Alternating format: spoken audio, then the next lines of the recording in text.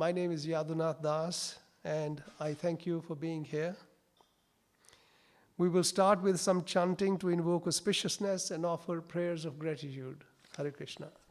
Welcome. Please join me in chanting in call and response.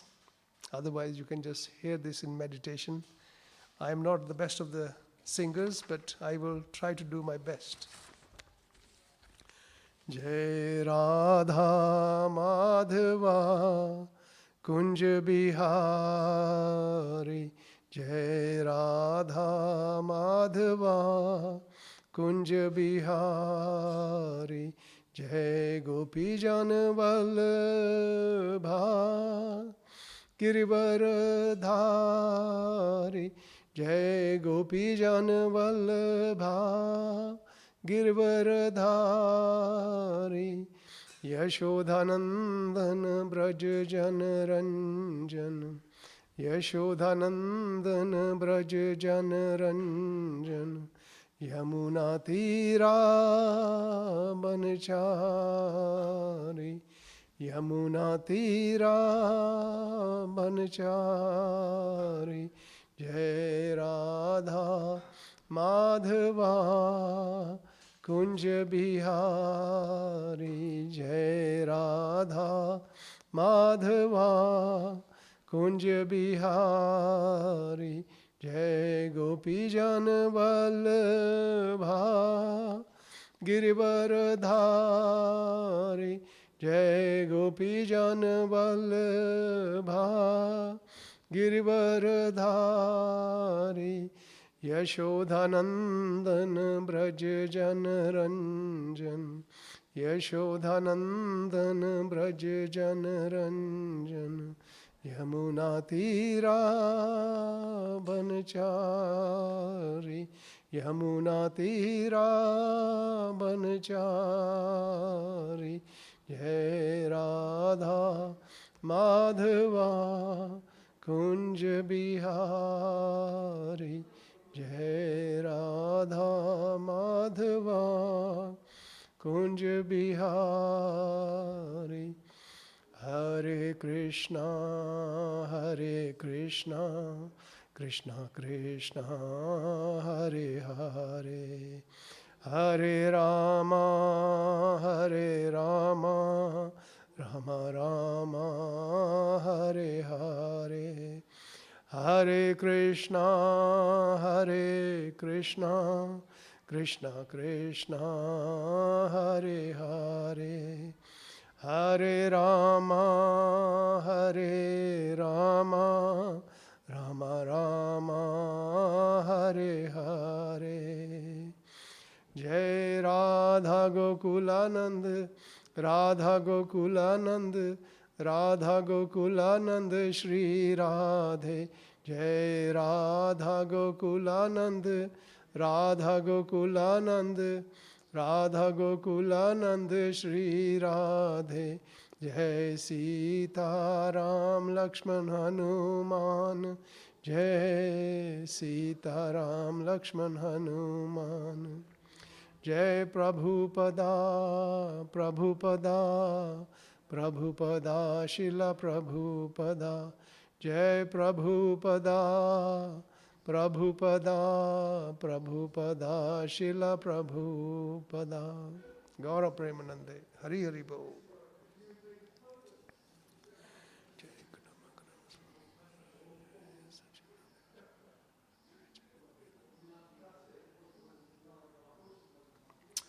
Anant Koti Vaishnava Vrind Ki Jai.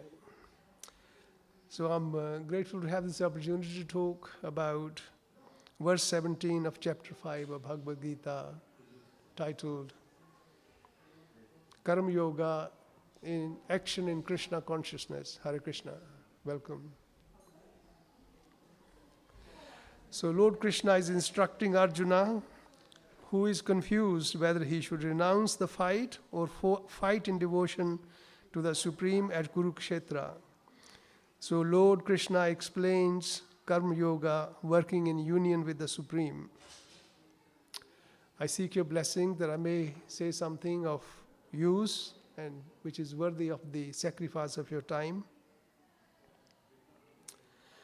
So it's a 1 hour class, so it's not many people here. So please make contributions and ask questions or join in, I shall be very grateful. So I shall recite the verse and read the translation and purport by His Divine Grace, A.C. Bhaktivedanta Swami Srila Prabhupada Ki Jai. Tad buddhayas tadatmanas tannishthas tat prayana gachanti apunaravritam jnana nirduta kalamsha. So I think its verse is quite a fundamental one, so I will go through the meanings of each of these English words. So tat buddhaya, those whose intelligence is always in the Supreme. Tat atmana, those whose minds are always engaged in the Supreme. So intelligence and the mind both engaged in the Supreme. Tat nishtha, those whose faith is only meant for the Supreme, so complete faith. Tat parayana, those who have completely taken shelter of the Lord Krishna. Gachanti, go. Anupam avritam, apuna avritam, to liberation. Jnana is by knowledge. Nirdhuta is cleansed. Kalmsha is misgivings. So Lord Krishna talks to Arjuna, tells Arjuna, so I'm translating it as done by Srila Prabhupada. When one's intelligence, mind, faith, and refuge are all fixed in the Supreme, then one becomes fully cleansed of misgivings through complete knowledge, and thus proceeds straight on the path of liberation. Intelligence, mind, faith, refuge, all focused on the Supreme Lord. So purport by, read the purport again, it's a very short one, so I'll read whole of it. The supreme transcendental truth is Lord Krishna. The whole Bhagavad Gita centers around the declaration that Krishna is the Supreme Personality of Godhead. That is the version of all Vedic literature. Paratattva means the Supreme Reality, who is understood by the knowers of the Supreme as Brahman, Paramatma, and Bhagavan. So in 3 features, Brahman, Paramatma, and Bhagavan. Bhagavan, or the Supreme Personality of Godhead, is the last word in the Absolute. There is nothing more than that. The Lord says in Bhagavad Gita 7.7, Mata paratram nanyat kinchid asti dhananjaya. Dhananjaya is Arjuna. So, O conqueror of wealth, which is Arjuna, there is no truth superior to me, Krishna says. Everything rests upon me as pearls are strung on a thread. Impersonal Brahman is also supported by Krishna. Brahmano hi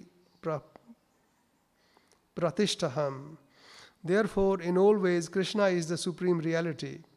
One whose mind, intelligence, faith, and refuge are always in Krishna, or in other words, one who is fully in Krishna consciousness, is undoubtedly washed clean of all the misgivings and is in perfect knowledge in everything concerning transcendence. A Krishna conscious person can thoroughly understand that there is duality, i.e. simultaneous identity and individuality in Krishna. And equipped with such transcendental knowledge, one can make steady progress on the path to liberation. Om Jnanatimrandhasya Jnananjana Shalakaya Chakshuranmilitam Yena Tasmai Shri Gurudev Namaha Shri Chaitanya Manobhishtam Sthapitam Yena Bhutale Swayam Rupa Kadamayam Dadati Swapadantikam. He Krishna Karuna Sindhu Dina Bandhu Jagatpate Gopesha Gopika Kanta Radha Kanta Namastute Tapta Kanchana Gaurangi Radhe Vrindavaneshwari Vrishabhanu Sute Devi Pranamami Hari Priye Vancha Kalpatarubhyascha Kripa Sindhu Evacha Patitanam Pavanebhyo Vaishnavebhyo Namo Namah Namo Vishnu Padhaya Krishna Prasthaya Bhutale Shrimate Bhaktivedanta Swami Iti Namane Namaste Saraswati Deve Gauravani Pracharne Nirvishesha Shunyavadi Paschata Deshatarne Jai Shri Krishna Chaitanya Prabhu Nityananda Shri Advaita Gadadhar Shivasdi Gaura Bhaktivrinda Hare Krishna Krishna Krishna Hare Hare Hare Ram Ram Ram Hare Hare Hare Krishna Krishna Krishna Hare Hare Hare Ram Ram Ram Hare Hare.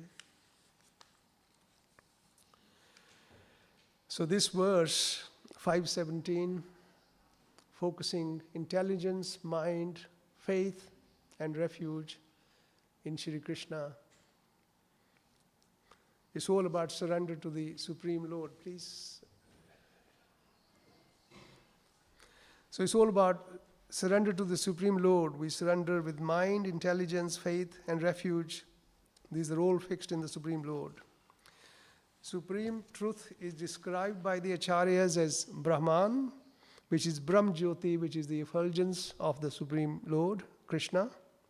Paramatma, the super soul, which is residing alongside in our heart, alongside our individual soul. And Bhagwan, which is the ultimate truth, source of Brahman, and Paramatma, which is our Lord Krishna. So, we're not all surrendered souls at the moment, to the extent defined here, or not to any great extent as far as I'm concerned. But we have Arjuna, a completely surrendered soul, who gives us the example, who shows us the way. So, those are the personalities we need to follow. Arjuna was a dear friend and Lord's eternal associate. He was put into bewilderment by Krishna's arrangement at the battlefield of Kurukshetra, so he could ask the questions and receive supreme knowledge from Lord Krishna for the benefit of all of us in the Kali Yuga. So as you know, when Krishna saw his kinsfolk and teachers like grandfather Bhishma, cousin Duryodhana and his brothers, teachers like Dronacharya and Kripacharya aligned against him, ready to fight, he became bewildered and lost his will to fight and sought Krishna's help. How could he kill his kinsfolk and teachers in the battle? That would be the height of sinful acts. That's what he thought. So then Krishna sang the song of Bhagavad Gita. After Krishna had spoken, Arjuna's misgivings were gone. He understood the nature of the soul and its relationship with the Supreme Lord Krishna. The soul is the eternal servant and Krishna's eternal fragmental part. It is never destroyed, it never was born, it has always been there, it will always be there, even when all it does is changes from one body to the next. So after gaining the knowledge, Arjuna wholeheartedly fixed his intelligence, mind, faith, refuge in the Supreme Lord, and became fully cleansed of the misgivings by the power of this knowledge. So how Arjuna accepted Bhagavad Gita, we should all follow that, and how he accepted Supreme Lord Krishna for our benefit, because he always was a great devotee of Lord Krishna. So Arjuna, this in the verse in Bhagavad Gita, chapter 10, verses 12 and 13, Arjuna says, Arjuna Vacha Param Brahma Param Dhama Pavitram Paramam Bhavan Purusham Shashvatam Divyam Adidevam Ajam Vibhum Ahustvam Rasaya Sarve Devarshi Nardas Tatha Asito Devalo Vyasa Swayam Chaiva Bravaisi Me. So Arjuna said to Krishna, you are the Supreme Personality of Godhead, the ultimate abode, the purest, the absolute truth. You are the eternal, transcendental, original person, the unborn, the greatest. All the great sages such as Narada, Asita, Devala, and Vyasa confirm this truth about you. And now you yourself are declaring it to me. Arjuna further says, Sarvam itadritam manye yanmam vadasi keshava nahi te bhagavan vyaktim vidhur devana danava. O Krishna, I totally accept as truth all that you have told me. Neither the demigods nor the demons, O Lord, can understand your personality. Arjuna is an eternal associate of Lord Krishna. They perform these pastimes all over the universes, in different planets. So even today, Krishna is reciting Bhagavad Gita in some universe, on some planet. In the Kurukshetra pastime, after Arjuna's illusion is gone, he performs the role of a perfect karma yogi. He fights to serve the will of the Supreme Lord, not for any personal gain, but as a devotional service to the Supreme Lord, as instructed by Krishna. So, in tough acts in our life, sometimes these are so hard, so tough, but if we follow the instructions of Bhagavad Gita, Hare Krishna, please come, and follow the edicts from the scriptures, then it is possible to get through all the difficulties in our life. So that was Arjuna. How about Krishna? Krishna says in Bhagavad Gita that he has no work to perform. His pastimes are described as Adbhut in Sanskrit, which is a combination of wonderful, unfathomable, and mystical.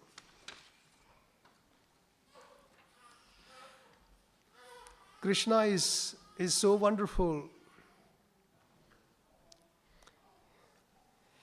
The Lord becomes so indebted for the devotion of his devotees that he chooses to do service for those pure devotees. Scriptures tell us that when Rupa Goswami was carrying out devotional service in the hot weather, in the summer, Radharani herself, the female potency of Krishna, she comes and shelters Rupa Goswami with an umbrella whilst he's doing his devotional service. This is the nature of our God. And then when Sanatana Goswami, after he has been fasting doing the fast, at the end of the day he's tired, he's hungry, but he has no food, nothing's been prepared for him. And what happens? He sees a small boy comes to him with a glass of milk, which he gives it to him. And though that milk was from the spiritual world, from the Surabhi cows in the spiritual world, and that boy, he realized, was our Lord himself. So Krishna says he doesn't have to do any work, but he does these wonderful things. And in Bhagavad Gita, as we can see, Krishna drives the battle chariot for Arjuna, which is not a usual job for a Supreme Lord, but that's what he's doing because he is Adbhut. And then a wonderful story which always chokes me is Krishna has a friend called Sudama, who is a poor Brahmana, and he's living far away from Dwarka. And his Sudama's wife is always saying to him, "Look, you have a great friend Krishna. Why don't you? He's the king of the universe. Why don't you go to him and ask for some help?" And Sudama says, well, how can I do that? I don't think I can do that. Anyway, she keeps at it. So one day he agrees to go to Dwarka, and he washes his tattered clothes and he puts them on, and he carries some rice in his little handkerchief, part of his dhoti, and he sets out to Dwarka. And of course, Krishna is the Supreme Lord, so he knows what's happening.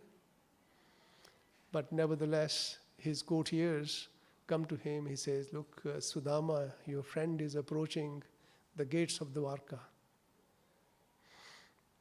And the Supreme Lord immediately gets up and he goes to the gates to Dwarka and embraces his dear friend. Sudama was actually they had a same spiritual master, Sandeepni Muni, and their relationship, that is their core relationship. And of course, Krishna always had Sudama's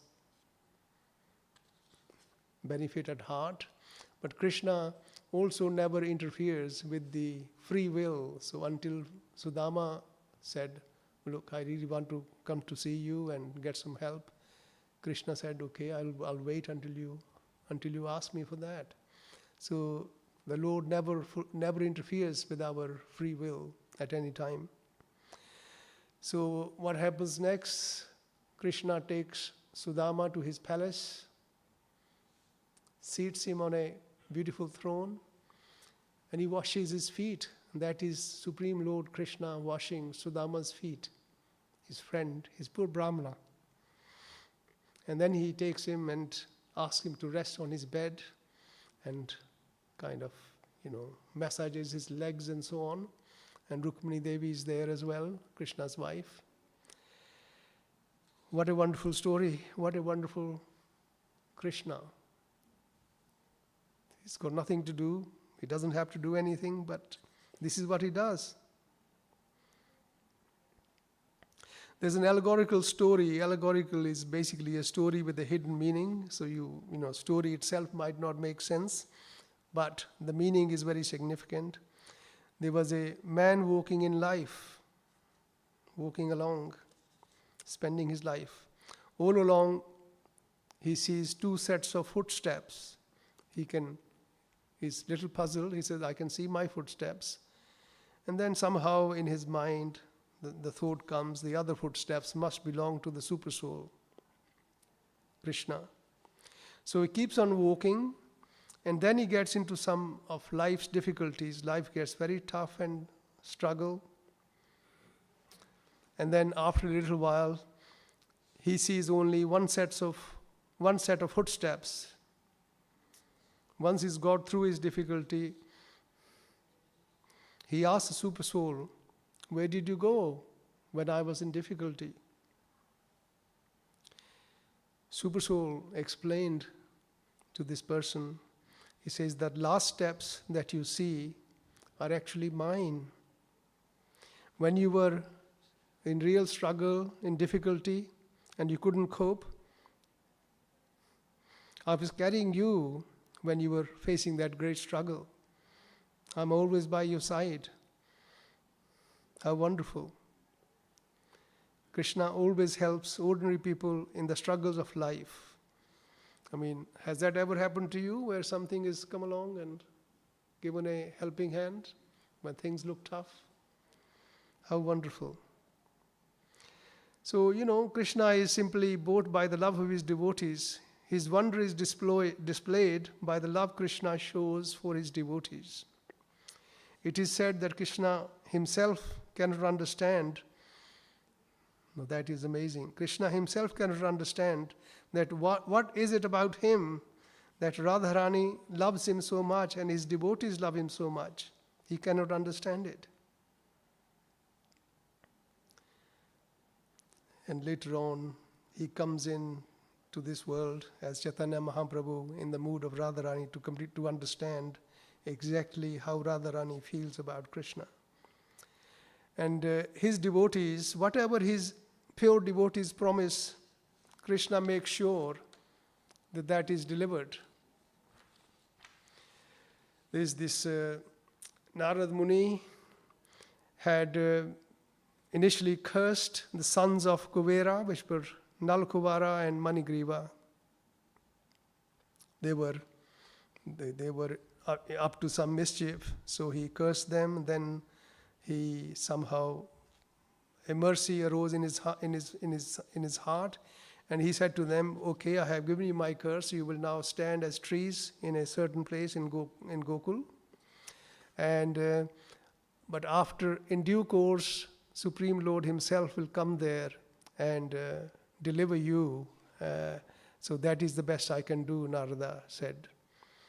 So, and we just been through the month of Kartik and the Damodar Leela.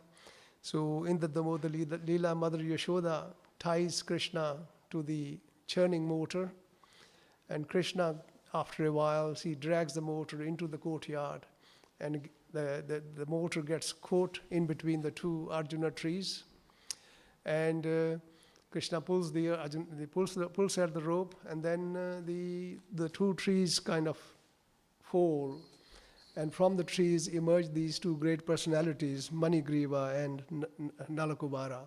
So Krishna has then fulfilled the promise made by Narada that these two gentlemen will be, these two demigods will be delivered by the Supreme Lord. So that is Arjuna we talked about, Krishna we talked about. Then how about us? So for us, Krishna wants us to use our free will. He wants us to do something for our eternal benefit, so we start our journey back to Him. So the doing something is reading Bhagavad Gita, denoting Bhagavad Gita to someone else, associate with his devotees, perform bhakti in some form. Just take a step towards Him, and Krishna takes many steps towards you and gives us the wisdom to continue on the journey and to come back to Him. So whatever we do, we should add Krishna to our work, to all our work. So that is Karma Yoga and Krishna consciousness. There is a video which is doing on the internet, which one of the devotees has got an envelope with God written on it, and on the other hand he brings out various things, a mobile phone, a computer, some wads of money. So he's offering the choice to whoever passes by. So everybody who comes in just takes the computer, the money, and the mobile phone. After a while, little boy comes and he looks at this hand and that hand, money and this envelope. So the little boy just takes that envelope and he goes out and sits on the log, and he opens the envelope. So in the envelope, there was a voucher for Bhagavad Gita, voucher for computer, voucher for mobile phone, voucher for getting money, and many other things. So I think the point of that video is that if you add Krishna, if you add God to whatever you do, the returns, the benefit, whatever is in your heart, the benefits are enormous. Of course, the ultimate for Krishna is bhakti. It's not money or satisfying any material desires, but nevertheless, for a grihastha like ourselves, so every little step towards Karma Yoga as an action in Krishna consciousness is a great progress and a great benefit for all of us. So just add Krishna to all your choices, everything is fulfilled. Karma Yoga is action in Krishna consciousness. It is to work in union with the Supreme. Keep Krishna in the center of whatever we do.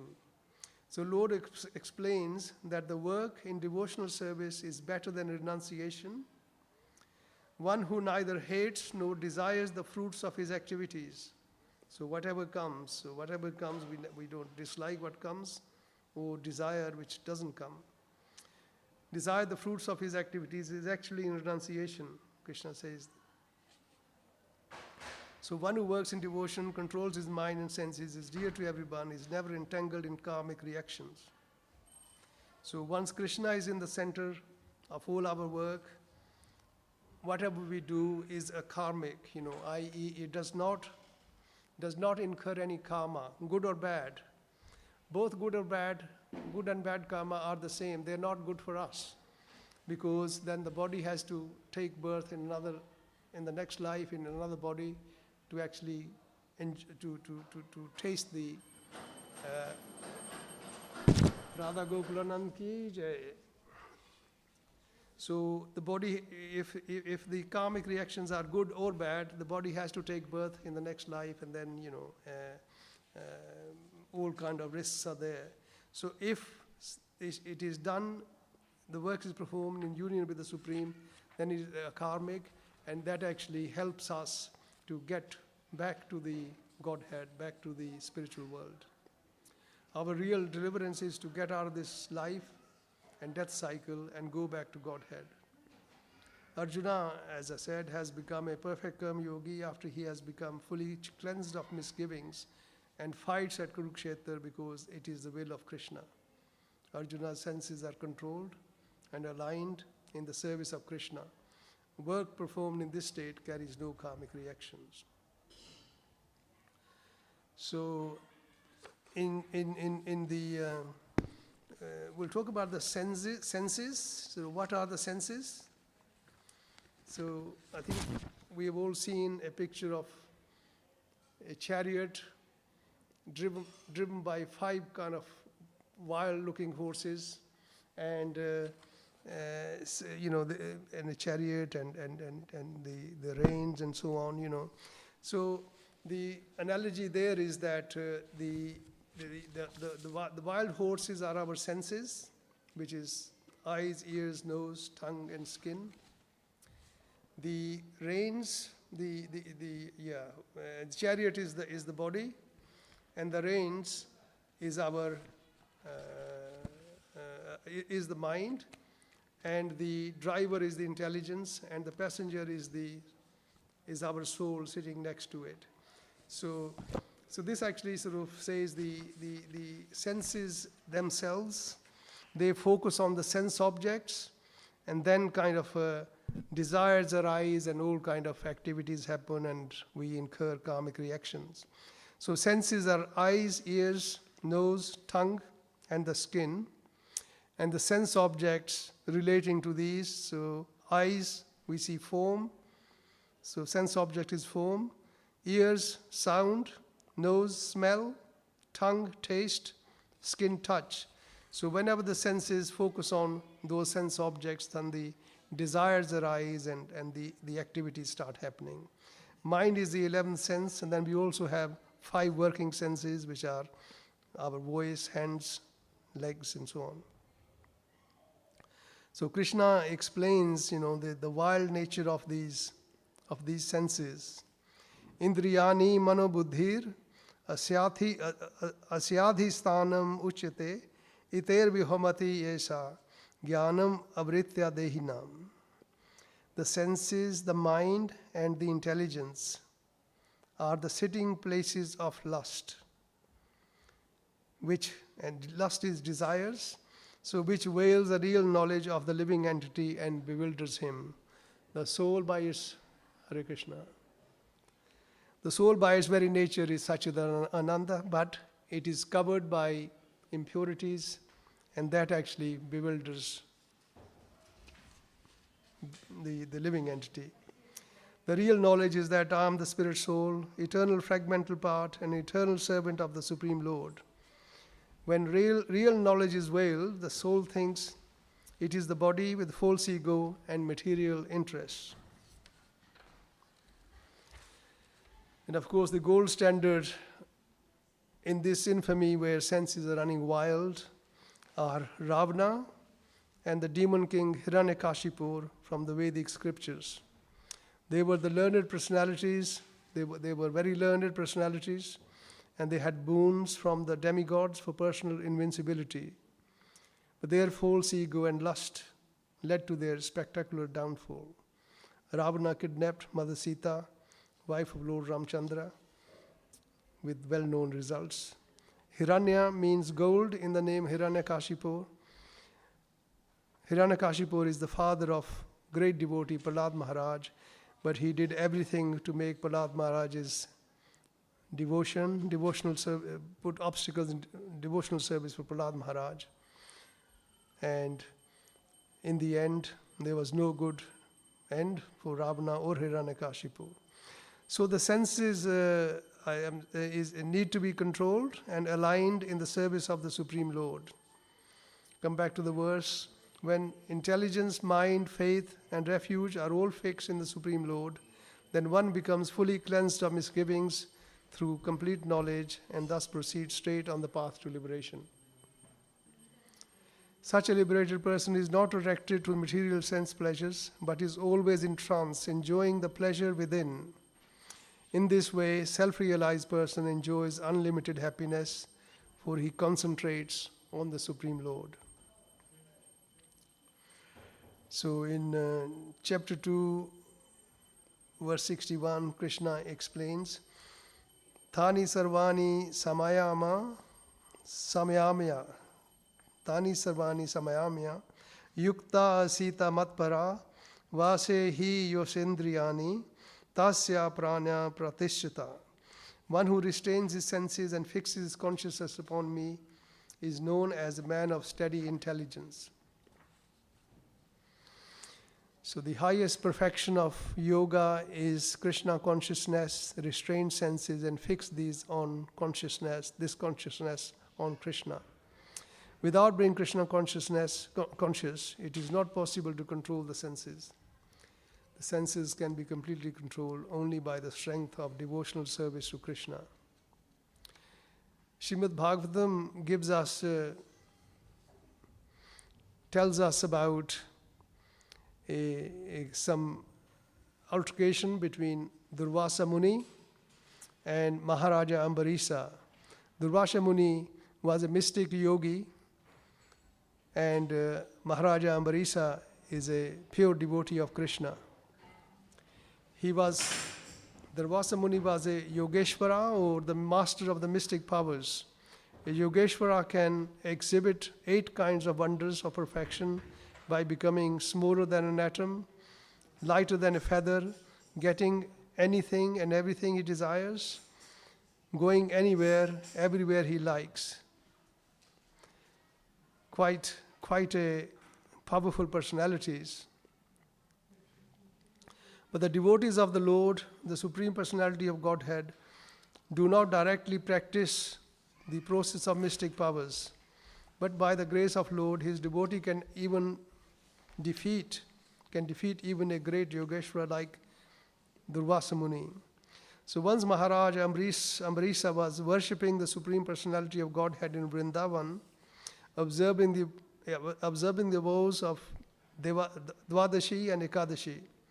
So after his fasting, he was about to break his fast, Ekadashi fast.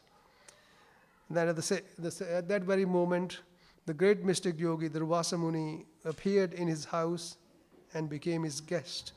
King Ambarisa respectfully received Durvasa Muni, and Durvasa Muni, after accepting his invitation to eat there, went to bathe in Yamuna river, which is near Vrindavan, at noontime.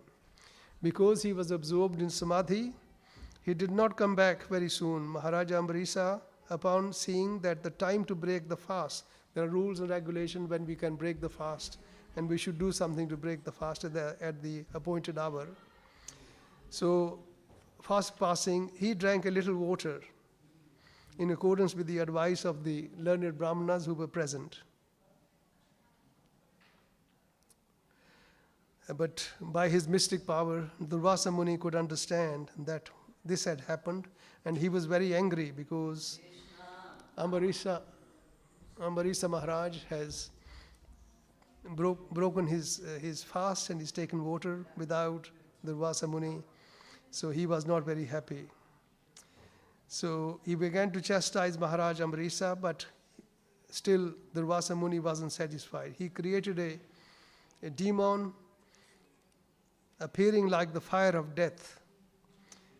At that time, Supreme Personality of Godhead, who is the protector of his devotees, and to protect Maharaja Amrisa, he sent his disc, the Sudarshan Chakra, which immediately vanquished the demon and then pursued the Durvasa Muni because he was envious of Maharaja Amrisa. Durvasa fled to Brahmaloka, Shivaloka, and all other higher planets, but he could not protect himself from the wrath of Sudarshan Chakra.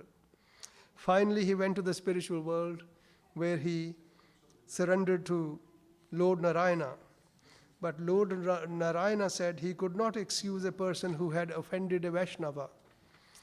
To be excused from such an offense, one must submit to the Vaishnava whom he has offended. There is no other way to be excused. So Lord Narayana advised the Durvasa Muni to return to Maharaja Amrisa and beg his pardon. And what does Maharaja Amrisa do? As soon as Durvasa Muni comes, he prostrates on his all four, and he touches the feet of Durvasa Muni, and he says, "What have I got to forgive you for?" And he embraced the Durvasa Muni embraced him, and Sudarshan Chakra was withdrawn by the Supreme Lord. This is what's mentioned in the Srimad Bhagavatam. King was not as powerful a yogi as a sage, but he was a devotee of the Lord. And he silently tolerated all the sages' insults and injustices. King was able to control his senses because he was accustomed to focus his mind on the lotus feet of Lord Krishna. He always engaged his word in describing the abode of Krishna. He always used his hands to clean the temple of the Lord, his ears to hear the pastimes of Krishna, his eyes in seeing the form of the Lord, and his nostrils in smelling the lotus flowers offered to the lotus feet of the Supreme Lord, and so on. Such a surrendered personality. This is what devotional service is, engaging all our senses in the service of the Supreme Lord.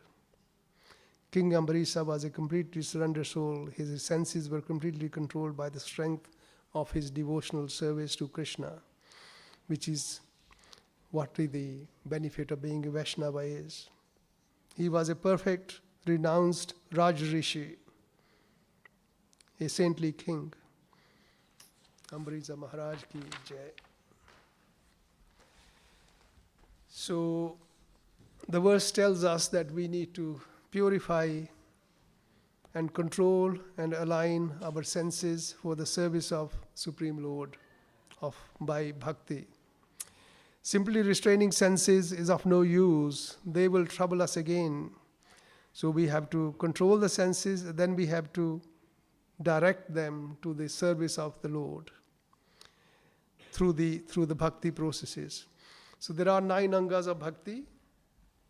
Shravanam, which is hearing about Lord Krishna, Krishna Katha, which is what we are doing. Kirtanam, glorifying Lord Krishna by singing for the pleasure of Krishna. Smarnam, remembering Lord Krishna at all times, like Prahlad Maharaj. Pad Sevanam, attending the feet of Lord Krishna, the Supreme Lord, which is what Lakshmi Devi does. Archanam, worshipping Lord Krishna. Vandhanam, praying to Lord Krishna.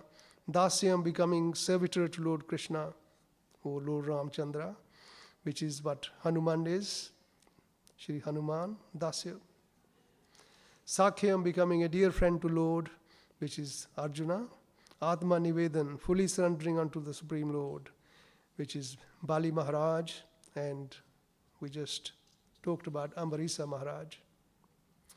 So these are the processes of bhakti, and we can do a little bit, one of these, little bit of one, but as long as we're doing something and making some progress, that is our eternal benefit.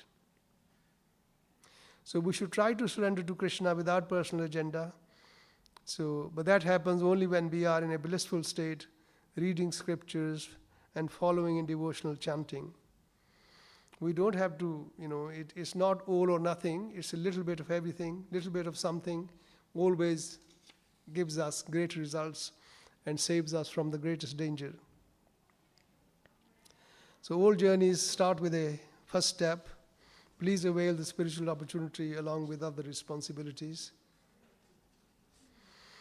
And Krishna also is so wonderful. He says, if one offers me with love and devotion a leaf of a tree or a twig, a flower, fruit or water, I will accept it. This is the Supreme Lord. He wants us to do something for Him out of our own free will. Just offer a leaf to Krishna and have the desire to do so. Try to accept what is favorable for Krishna and reject which is not favorable to Him. But this is in this age of Kali, Chaitanya Mahaprabhu came 500 years ago, and he was the incarnation of Krishna in the mood of Srimati Radharani. We talk that Krishna, even he does not understand what is it about him that his devotees make him love so much. And why does Radharani love him so much? He can't understand it. So he takes birth he incarnates as Chaitanya Mahaprabhu about 500 years earlier. And so there also with it is a avatar of great mercy. So Chaitanya Mahaprabhu has made it very easy for us to do devotional service. We don't have to do too many things.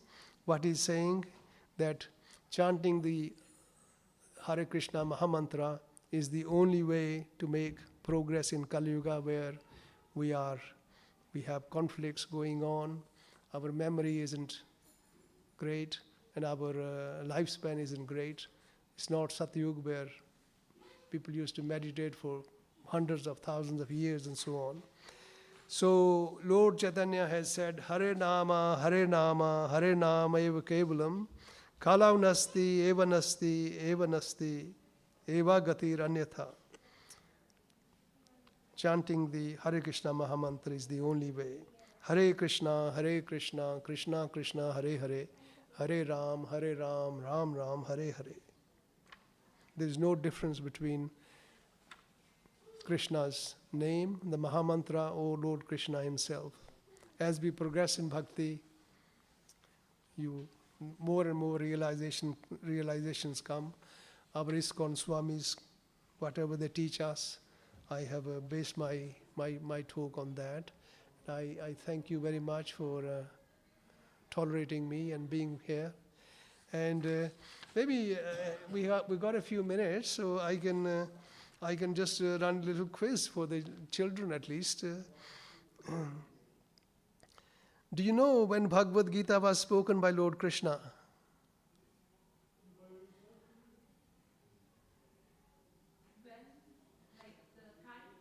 Yes, when was it? How long ago was Bhagavad Gita spoken? Okay, it was. Okay, Mahabharata is. Bhagavad Gita is part of Mahabharata. So that was about 5,000 years ago. 5,000 years ago. So do you know where was Bhagavad Gita spoken? Anybody? Kurukshetra. Kurukshetra is in the state of Haryana, which is about 40 miles east of Delhi, going towards Chandigarh, Shimla, or northeast. Who was the immediate recipient of this divine song? Of course, we've been talking. Yes, of course, Arjuna. Okay. Do you know who was the witness to Bhagavad Gita being spoken by Lord Krishna to Arjuna? Who was the witness?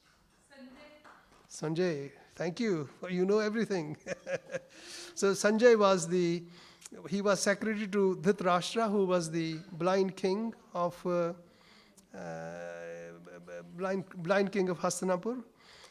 So so he was sitting with Dhritarashtra explaining to him, because Dhritarashtra was blind. So he had a boon from Vyasadeva that he could listen to whatever he wanted to listen to, it doesn't matter how distant it was. So that was how Bhagavad Gita has been passed to us, and just like in Srimad Bhagavatam, Sukadeva Swami spoke to the Maharaj, what's his name? Sukadeva Swami spoke Bhagavatam to, the name's gone out of my head. Parikshit Maharaj, yes, thank you. But Sutta Goswami was sitting there listening to Bhagavatam, and Sutta Goswami spoke to the sages of Naresh Rania. And so it's sort of wonderful the way these things happen. So we are grateful to Sanjay and the boon which Vyasadeva gave to him to be able to listen and then pass the divine knowledge to us. Okay, could you think of a example of the highest faith in Krishna?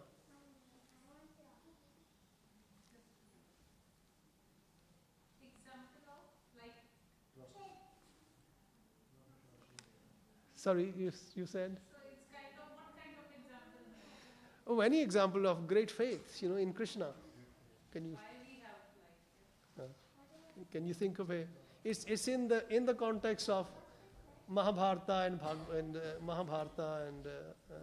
Bhagavad Gita.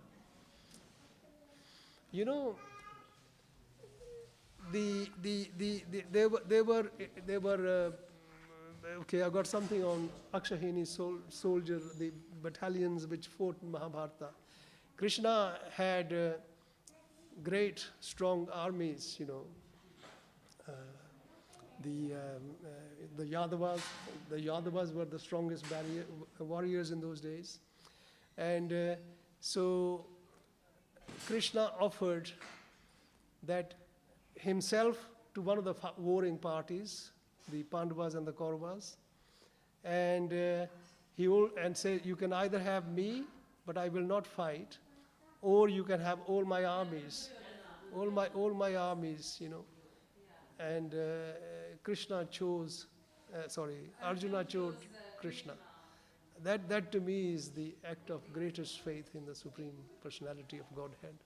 And I think we are very close to Aarti, so I thank you again and very grateful for your attention. Hare Krishna, Hare Bol, Hare Bol.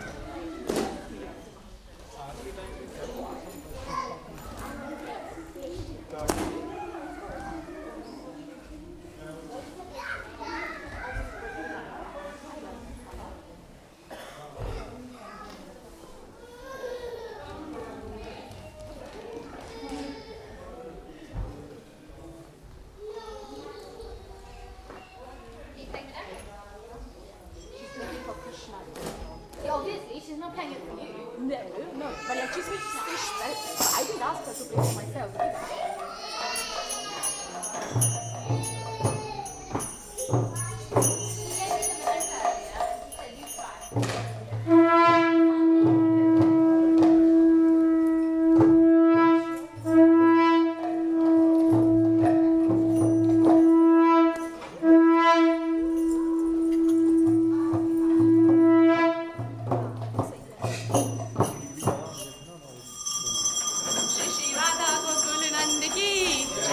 Sitaram Lakshman Hanuman की, श्री गौरानिताई की, शीला प्रभुपाद की जय।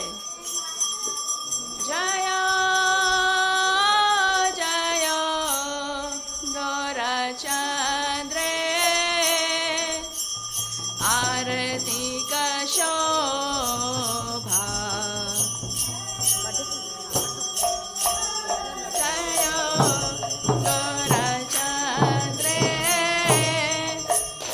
आरती का शोभा। जय जय गौरचंद्र आरती का शोभा।